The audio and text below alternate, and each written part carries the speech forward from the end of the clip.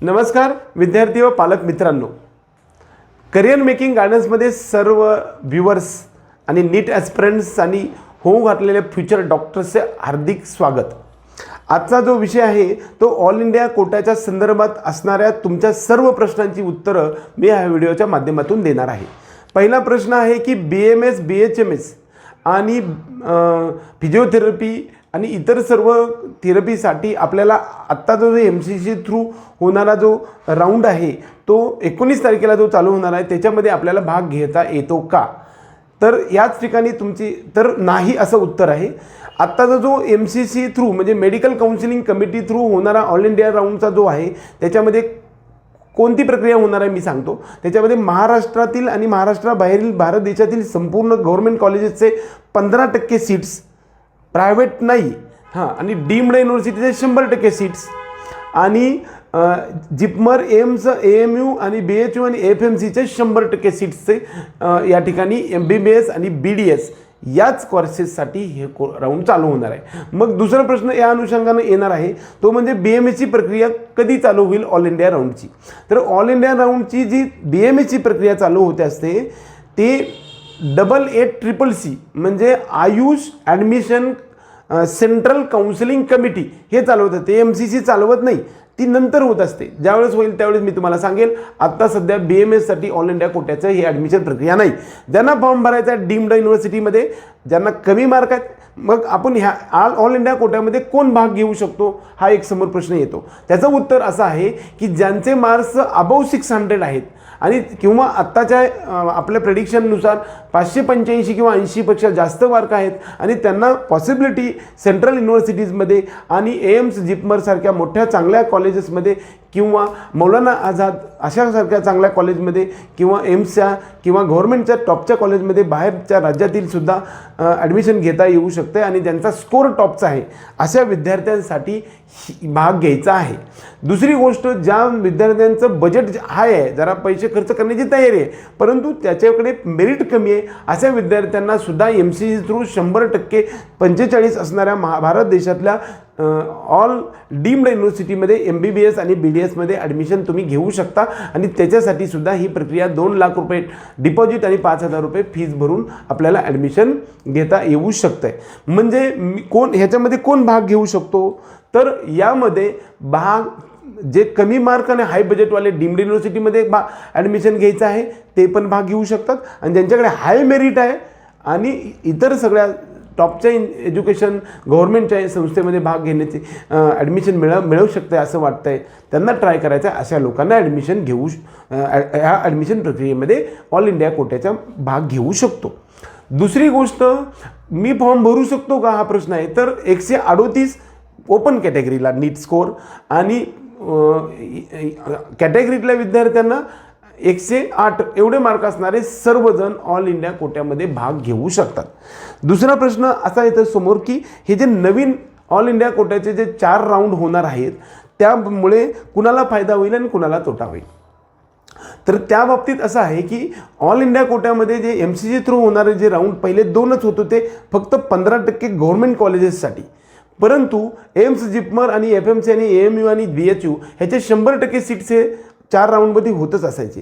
त्याचबरोबर डीम्ड युनिव्हर्सिटीचे सगळे 43 ते 45 युनिव्हर्सिटी आहेत त्याचे सुद्धा 4 राऊंड सेंट्रल EIQ मध्ये MCC थ्रू सेंट्रल काउन्सिलिंगमध्ये होतच असायचे। फक्त यावर्षी नियम बदलला म्हणजे फक्त ऑल इंडिया कोट्यामध्ये जे काही 15% गव्हर्नमेंट कॉलेजेस आहेत त्यामधल्या 15% सीट्समध्ये 2 राऊंड व्हायचे आणि 2 राऊंड नंतर जे काही सीट्स शिल्लक असलेले ते रिव्हर्ट व्हायचे, ते रिव्हर्ट होणार नाही, त्याच ठिकाणी होणार आहेत। त्यामुळे त्याचा फायदा कुणाला होणार आहे तर ज्या स्टेटचं म्हणजे हरियाणा, दिल्ली, राजस्थान अशा राज्यांना ज्यांचं हाय मेरिट स्टेट मेरिट त्यांचं आपल्या ऑल इंडिया कोट्यापेक्षा जास्त असतं म्हणून त्यांना हे बेनिफिट होणार आहे। आपल्यासारख्या महाराष्ट्रात आणि MP किंवा मध्य प्रदेश अशा ओडिसा अशा प्रकारच्या कमी मार्क्स लागणाऱ्या स्टेटच्या विद्यार्थ्यांना त्याचा फायदा होणार नाही।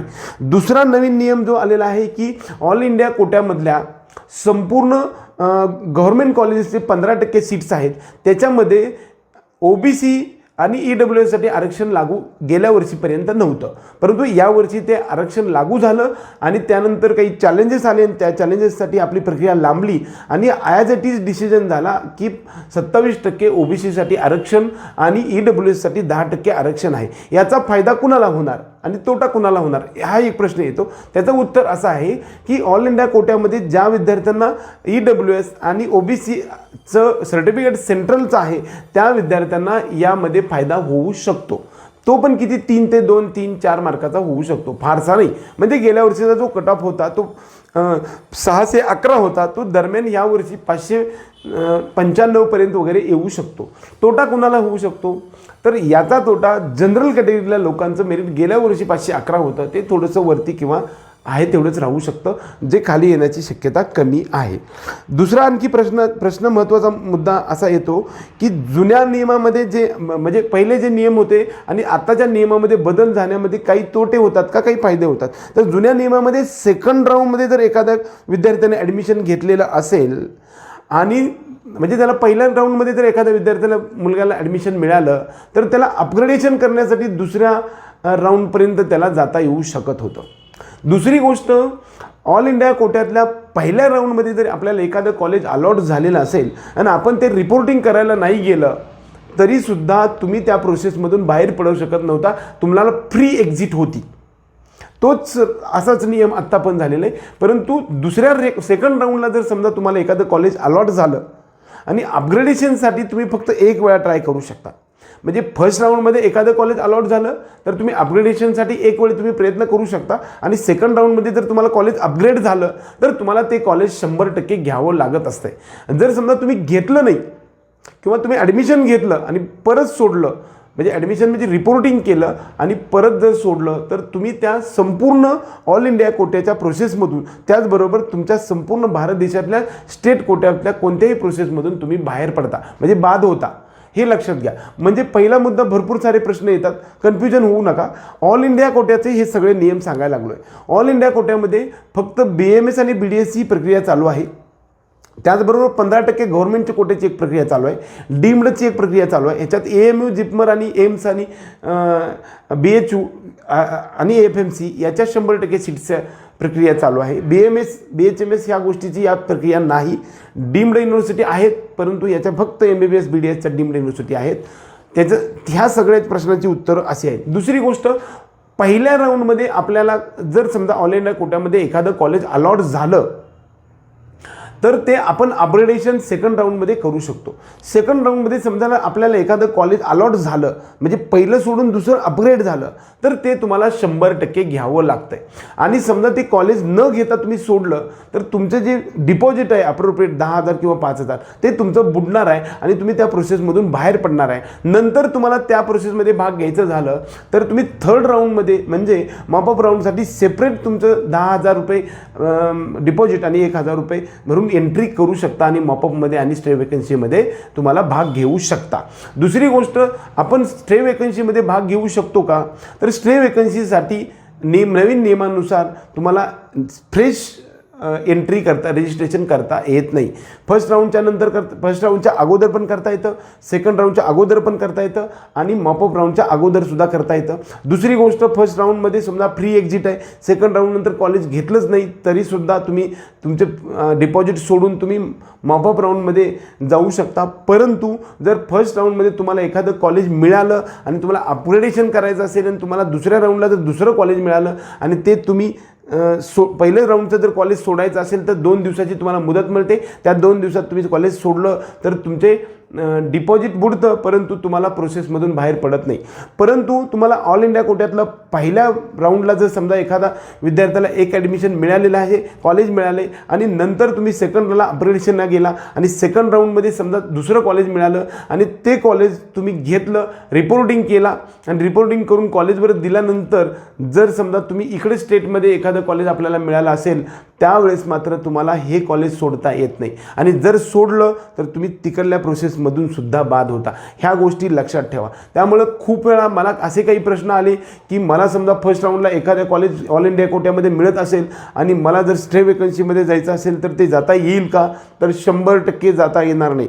अपग्रेडेशन फक्त एकच वेळेस तुम्हाला करता येऊ शकणार आहे. अपग्रेडेशन दुसऱ्या 2 वेळा 3 वेळा असं होणार नाही. दुसरी गोष्ट, आणखी खूप साऱ्या प्रश्नांची म्हणजे भरपूर सारे प्रश्न माझ्याकडे आले होते. ते म्हणजे असं की फर्स्ट राऊंडमध्ये सीट जर आपल्याला अलॉट झालं आणि सेकंड राऊंडमध्ये अपग्रेड झालं, जर अपग्रेड झालं नाही तर 2 दिवसाची मुदत असते आपल्याला. त्या 2 दिवसामध्ये आपण जर एक्झिट केला तर आपल्याला आपले पैसे डिपॉझिटसुद्धा वाचू शकतात आणि आपण सेकंड राऊंडमध्ये फ्रेश चॉईस फिलिंग देऊ शकतो. ह्या सगळ्यामध्ये आपल्याला टिप्समध्ये काय देता येऊ शकतात, तर डिसिजन आपला महत्त्वाचा आहे. आपल्याला स्टेटमध्ये जायचं आहे का ऑल इंडिया कोटामध्ये जायचं आहे, या सर्व सुविधाबरोबर आपल्याला रिस्ट्रिक्शन्स पण महत्त्वाचे आहेत आणि नियम पण महत्त्वाचे आहेत. या नियमाचं पालन आपण करत गेलो तर आपल्याला काउन्सिलिंगमध्ये सगळा मार्ग सुकर बनणार आहे. आपण पहिल्यापासून जास्त मार्क पडले म्हणून हुरळून जाऊन जर चुकीच्या गोष्टी करत गेलो तर आपण प्रोसेसमधून कदाचित बाहेरसुद्धा पडू शकतो. यामध्ये पहिला महत्त्वाचा मुद्दा टिप अशी आहे की फक्त अपग्रेडेशन ऑल इंडिया कोट्यामध्ये आपण फक्त एक वेळाच जाऊ शकतो. सेकंड राऊंडपासून ते मॉपअप राऊंडमध्ये अपग्रेड करता येऊ शकतं. आपण एंट्रीच फ्रेश जर सेकंड राऊंडला केलं तर एक वेळेस अपग्रेडेशन आपल्याला करता येऊ शकतं. पण एंट्री जर तुम्ही फर्स्ट राऊंडला केली तर अपग्रेडेशन फक्त सेकंड राऊंडपर्यंत करता येतं. त्यानंतर तुमचे डिपॉझिट बुडून जातं. जर समजा सेकंड राऊंडमध्ये कॉलेज सिलेक्ट करून जर समजा तुम्ही ते घेतलं आणि परत सोडलं तर तुम्ही त्या प्रोसेसमधून बाद होता आणि तुमच्या स्टेटच्या आणि भारत देशातल्या सगळ्या स्टेटच्या प्रोसेसमधून सुद्धा तुम्ही बाद होता. फक्त अपग्रेडेशन एक वेळा करता येतं. तुम्ही एंट्रीला मॉपअपमध्येच गेला कदाचित आणि मॉपअपमध्ये जाऊन तुम्हाला एखादं कॉलेज अलॉट झालं असेल तर तुम्हाला अपग्रेडेशन पुन्हा स्टे वेकन्सीपर्यंत आहे. उदाहरणार्थ एखादा विद्यार्थी पहिल्याच राऊंडला एंट्री केली परंतु त्याला पहिल्या सेकंडमध्ये आणि मॉपअपमध्ये पहिल्या आणि सेकंड राऊंडला काही कॉलेजेस मिळालं नाही, पण मॉपअपमध्ये मिळालं तर त्याला अपग्रेडेशनचा एक वेळचा चान्सेस थोडा स्टे वेकन्सीपर्यंत आहे. पहिल्यांदा कॉलेजमध्ये ज्याला मिळालेला आहे किंवा सेकंड राऊंडमध्ये ज्याला कॉलेज मिळालेलं आहे त्याला अपग्रेडेशनचा चान्स मॉपअपपर्यंतच आहे किंवा दुसऱ्या राऊंडपर्यंतच आहे, परंतु स्टे वेकन्सीमध्ये त्याला 100% चान्स मिळणार नाही. हे सगळे कन्सेप्ट तुम्ही लक्षात ठेवायला पाहिजे. बऱ्याच वेळा मॉपअपमध्ये चांगले कॉलेज मिळू शकते म्हणून आपण अगोदरच तुम्ही ठरवू शकता की तुम्ही मॉपअपलाच डायरेक्ट एंट्री केली तरीसुद्धा कमी मार्क्सच्या विद्यार्थ्यांनासुद्धा चांगलं कॉलेज मिळू शकतं. कमी म्हणजे खूपच कमी नाही, म्हणजे तिथलं तिथेच 2-5 मार्काचा फरक लक्षात घ्यायचं. जर मॉपअपमध्ये चांगलं कॉलेज आपल्याला कदाचित मिळू शकतं सुद्धा. म्हणून काही लोकांनी पहिल्यापासून जाण्यापेक्षा मॉपअपमध्ये जरी एंट्री केली तरीसुद्धा आपल्याला चांगलं कॉलेज मिळू शकतं. पण कदाचित तुम्ही मॉपअपमध्ये एंट्री करायला गेला आम्ही खूप चांगले कॉलेजेस वरतीच निघून गेलेले असतील आणि आपल्यापेक्षा वरती मेरिट असणारे विद्यार्थ्यांनी जर मॉपअपमध्ये एंट्री केलेली असेल तर कदाचित आपल्याला चांगलं कॉलेज नव्हे काही न मिळण्याची पण शक्यता असू शकते. डीम्ड युनिव्हर्सिटीमध्ये बऱ्याच वेळा सारे प्रश्न येतात की माझे मार्क 510-5 आहेत आणि मला समजा डीम्डमधलं एखादं कॉलेज द्यायचं असेल तर ते पहिल्या राऊंडमध्ये जाऊ का दुसऱ्या राऊंडमध्ये जाऊ, असे सगळे प्रश्न येतात. मला इकडले प्रायव्हेट कॉलेजसुद्धा मिळू शकतं का, यावरती भरपूर सारे क्वेश्चन्स आहेत. परंतु कधी पण लक्षात घ्यायचं मित्रांनो की तुमचे कन्सेप्ट प्रोसेसमध्ये जाण्याच्या अगोदर सगळे क्लिअर असले पाहिजे. पहिल्यांदा एखाद्या 510 मार्कवाल्यांनी एंट्री केली आणि त्याने सिम्बायोसिसचं कॉलेज जे पुण्याचं आहे वुमन्स युनिव्हर्सिटी मिळालं आणि त्या ठिकाणी त्यांनी जर रिपोर्टिंग केलं तर त्याला अपग्रेडेशन फक्त एक वेळा मिळणार आहे आणि अपग्रेडेशनसाठी त्याला चान्सेस नसतो, कारण त्याच्यापेक्षा वरचं कॉलेज तर असणारच नसेल तर त्याला चान्स मिळणारच नाही. त्यामुळे सेकंड राऊंडमध्ये त्याला 100% ते कॉलेज तेच मिळतं. त्यानंतर अपग्रेडेशनचा चान्स संपतो. त्यामुळे त्याने जर ते कॉलेज सोडलं तर कदाचित तुम्हाला तुमचे 2,05,000 रुपये बुडवावे लागत असतात. त्यामुळे कोणत्याही कन्सेप्ट आहे तो क्लिअर असला पाहिजे आणि स्टेट काउन्सिलिंगचा जो प्रक्रिया आहे ती टोटली डिफरंट असते. त्याच्यामध्ये MBBS पासून फिजिओथेरपीपर्यंत सगळ्या प्रकारचे चॉईस एकाच वेळेस देता येतात. दुसरी गोष्ट, मला MBBS मिळालं तर BDS सेकंडला किंवा BMS आहे ह्याचा जो प्रेफरन्स आहे तो तुम्ही ठरवायचा आहे आणि ते चॉईस द्यायचे. तुम्ही दुसरा महत्त्वाचा गोष्ट अशी आहे की आपण चॉईस देताना कंजूसी करायची नाही. आपल्याला जेवढे चॉईस मॅक्झिमम देता येतात तेवढे देऊ शकता, त्यामुळं काही काळजी करण्याचं काम नाही.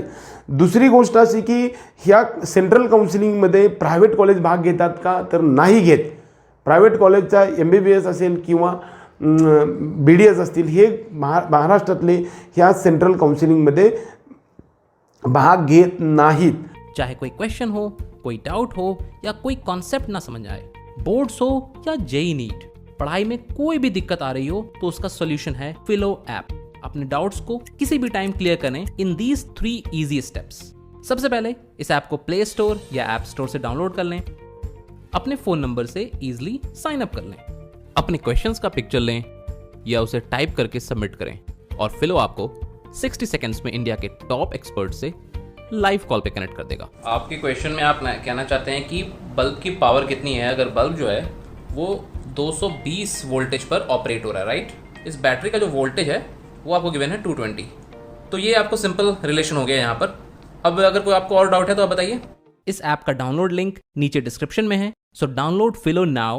कधी लक्षात आहे येणाऱ्या कोट्याबद्दल काय संदर्भ बऱ्याच वेळा एक प्रश्न आणखी विचारला जातो की आपण जे स्टेट कोट्यासाठी 2 भाग म्हणजे 2 फीज होते, त्यामध्ये एक तर स्टेट कोटा आणि एनआरआय कोटा। म्हणजे एनआरआय म्हणजे नॉन रेसिडेन्शियल इंडियन किंवा इन्स्टिट्यूशनल कोटा, म्हणजे मॅनेजमेंट कोटा आहे। बऱ्याच वेळा म्हणतात की मी 6000 भरले म्हणजे ऑल इंडिया कोटामध्ये भरले का, नाही, ती प्रक्रिया वेगळी आहे। ती जे 1000 रुपये भरलेले आहेत ते गव्हर्नमेंट कोट्यामधल्या मेरिट कोट्याचे आहे आणि जे 5000 फीज आहे ते एनआरआय कोटा किंवा इन्स्टिट्यूशनल कोटा याच्यासाठीची फी आहे। असे बोथमध्ये आपण केलं असेल तर 6000 फी भरलेली आहे, तो ऑल इंडिया कोटा नाही। ऑल इंडियाचे सेपरेट MCC थ्रू होणारं काउन्सेलिंग असतं। दुसरी गोष्ट, सर्व प्रायव्हेट कॉलेजेस ऑल इंडिया कोटामध्ये भाग घेत नाहीत, फक्त गव्हर्नमेंट कॉलेजेस भाग घेतात, ते पण 15% आणि डीम्ड युनिव्हर्सिटी मात्र 100% भाग घेत असतात। बऱ्याच वेळा स्ट्रे वेकन्सीमध्ये कमी स्कोरवाल्यांना विद्यार्थ्यांना ॲडमिशन मिळू शकतं का? 100% मिळू शकतं किंवा मिळत पण नाही। एनआरआय सीट्सचे शिल्लक राहिलेले काय होतात? बरोबर, नॉन रेसिडेन्शियल इंडियनचे सगळ्या डीम्ड युनिव्हर्सिटीमध्ये 15% सीट्स असतात। ते सीट्ससाठी ज्यांनी अप्लाय केलेले असते ते अप्रोप्रिएट फीच्या तिप्पट चौपट फीज असते, म्हणजे दरम्यान 50 ते 60 लाख पर इयर असते। जर नॉन रेसिडेन्शियल इंडियन म्हणजे अनिवासी भारतीयांनी कुणी अप्लाय केलेलं असेल तर त्यांना ते सीट अलॉट होतं आणि त्याची फी पण जास्त असते। त्यामुळे हे राहिलेले सीट शेवटी स्ट्रे वेकन्सीकडे जात असतात। त्यामुळे डीम्ड युनिव्हर्सिटीमध्ये कदाचित प्रत्येक वेळी असा प्रकार व्हायचा की कमी मेरिटच्या विद्यार्थ्यांना सुद्धा ॲडमिशन मिळून जाण्याची शक्यता होती, परंतु आत्ता ती थोडक्यामध्ये थोडीशी कमी झालेली आहे। कारण का तर एनआरआय कोट्याचे जे सगळे सीट्स आहेत ते सुद्धा ऑनलाईन पद्धतीनं स्ट्रे वेकन्सीमध्ये भरले जाणार आहेत। बऱ्याच वेळा गेल्या वर्षीपर्यंत ते स्पॉट राऊंडवरती स्वतः जाऊन शिल्लक हजर राहूनच ते ॲडमिशन्स घ्यावे लागायचे, त्यामुळे खूप वेळा त्या ठिकाणी कमी मेरिट आलेलं दिसलं होतं। त्यामुळे खूप वेळा काही माणसांना आशा असायची की आपल्याला स्ट्रे वेकन्सी म्हणजे इन्स्टिट्यूट राऊंडमध्ये कमी मार्क्सला मिळू शकते, ही शक्यता यावेळेस कमी होऊ शकते। दुसऱ्या गोष्टीमध्ये काही टिप्स असे आहे की कॉलेजची लिस्ट जी आहे त्याचा एक सिक्वेन्स बनवा। म्हणजे तुम्हाला एक टिप्स आहेत त्याच्यामध्ये, पहिली गोष्ट तुमचा कोणताही राऊंड असो त्याच्यासाठी एक टिप्स आहेत, ते म्हणजे एक तर गव्हर्नमेंट कॉलेजची एक सिक्वेन्सनुसार लिस्ट बनवा, प्रायव्हेट कॉलेज MBBSची सिक्वेन्सनुसार लिस्ट बनवा, नंतर BMS government private, BDS government private, त्यानंतर BHMS प्रायव्हेट आणि डीम्ड, अशा सर्वांचे सिक्वेन्सनुसार लिस्ट बनवा। हे होमवर्क करून घ्या। दुसरी गोष्ट, स्टडी करताना आपण प्रेफरन्स देताना कोणत्या गोष्टीचा विचार करायला पाहिजे? डीम्ड युनिव्हर्सिटीमध्ये आपल्याला भाग घ्यायचा असेल तर त्याच्या फीच्या स्ट्रक्चरचा विचार करायचा आहे। त्याचं चॉईस देत असताना फी स्ट्रक्चर जर हाय असेल आणि आपण उगीचच दिला असेल तर त्यावेळेस त्या ठिकाणी DD काढून जावं लागतं। DD म्हणजे पैशाचा डिमांड ड्राफ्ट, त्याची फी घेऊन आणि ओरिजिनल डॉक्युमेंट्स घेऊन विद्यार्थ्यांना तिथं जावं लागतं। त्यामुळे त्यावेळेस फी जर तुमच्याकडे नसेल तर तुमचे पहिले भरलेले 2,05,000 जातात। त्यामुळे फीज जे आपण अफोर्ड करू शकतोय त्याच कॉलेजचं नाव टाकायला पाहिजे। दुसरी गोष्ट, शहर कोणतं आहे, सिटी कोणतं आहे, त्या सिटीमध्ये आपण जाणार आहे का, ज्या ठिकाणी आपण जाणार आहे त्याच कॉलेजचं नाव टाका।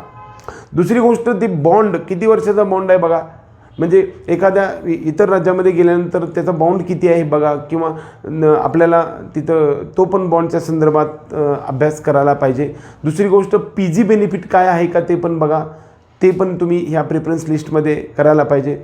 बेटर क्वालिटी एज्युकेशन म्हणजे चांगल्या पद्धतीचा अभ्यासक्रम होणार आहेत अशा प्रकारचं काही अभ्यास करता येते का ते पण बघा। आणि नंतर अदर चार्जेस काही डीम्ड युनिव्हर्सिटीमध्ये आहेत का किंवा प्रायव्हेट कॉलेजेसमध्ये आहेत, डिपॉझिट वगैरे ह्याचा पण तुम्ही अभ्यास करायला पाहिजे. त्याचबरोबर प्रत्येक वर्षी काही कॉलेजची फीज वगैरे 5-7% वाढते, त्याच्याबद्दलसुद्धा अभ्यास करायला हरकत नाही. दुसरी गोष्ट, स्टेट आणि ऑल इंडिया कोटा हे हातात हात घालून मागे 2-3 दिवसामध्ये चालणारी प्रक्रिया आहे. त्यामुळे ह्या प्रक्रियेमध्ये भाग घेताना आपण भरडले जाऊ नये म्हणून आपण स्वतःहून त्याच्यामध्ये ॲक्च्युअल काय करायचं आहे हे बघायचं आहे आणि त्यानुसार आपल्याला जायचं आहे. दुसरी गोष्ट, सिक्युरिटी डिपॉझिट डीम्ड कॉलेजसाठी 2 लाख रुपये आणि 5,000 रुपये फी आहे, ही नॉन रिफंडेबल आहे. हे आपल्याला क्रेडिट कार्ड, डेबिट कार्ड किंवा UPI पेमेंटमध्ये जाऊ शकतं, परंतु NEFT आणि RTGSमधून जाणार नाही.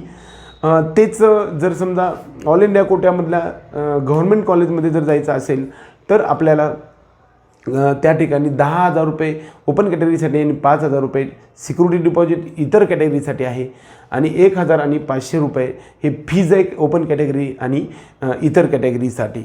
दुसरी गोष्ट, चॉईस लॉकिंग. चॉईस लॉकिंगसाठी सुद्धा काही पिरियड दिलेला असतो.